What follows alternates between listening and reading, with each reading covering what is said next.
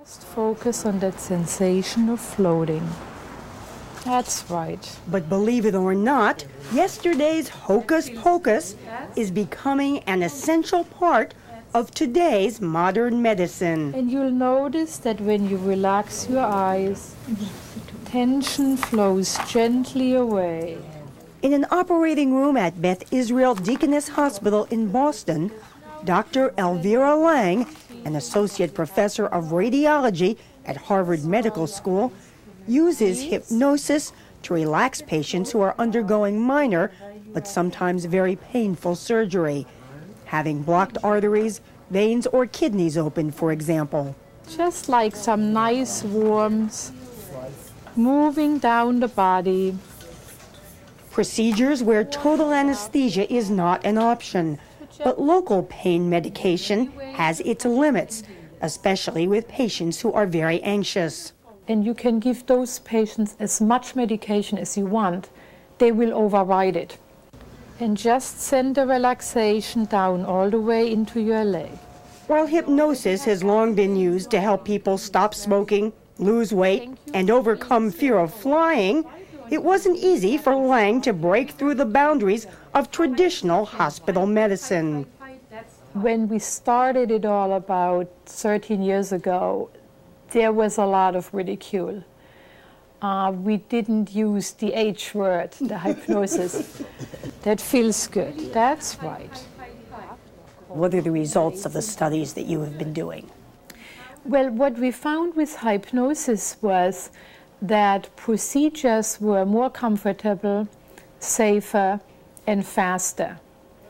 Patients used much less medication, and they had fewer side effects. Meet 15-year-old Billy White. He was burned in a gasoline fire. And with every breath you take, you become deeper and deeper relaxed. At Harborview Medical Center in Seattle, psychologist Dave Patterson is helping him prepare for having his bandages changed. When you go in for your dressing change and the nurses start pulling off your bandages, that you'll be reminded of how comfortable you are right now. You'll become even more comfortable, really, profoundly relaxed. It can be excruciating, even with the gentlest touch. Did the hypnotism really make a difference when they were doing these painful procedures on you today? It really did. It's just the pain levels were way down. And hypnosis has worked so well for burn victims that Patterson obtained an NIH grant to study virtual reality hypnosis. Just before bandage change, patients put on headsets and travel through a three-dimensional canyon where all is cool and peaceful.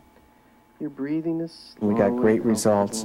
We now have 15 patients collected, and so far the results seem similar to that which we would get with using live hypnosis. So far about equal. So far about equal. You find yourself taking a deep, deep, comfortable breath.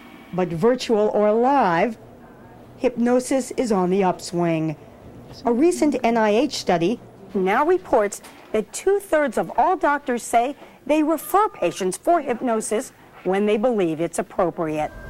Your mantra. That makes perfect sense to psychotherapist Eleanor Lazar, who teaches pregnant women to use hypnosis techniques on themselves during labor.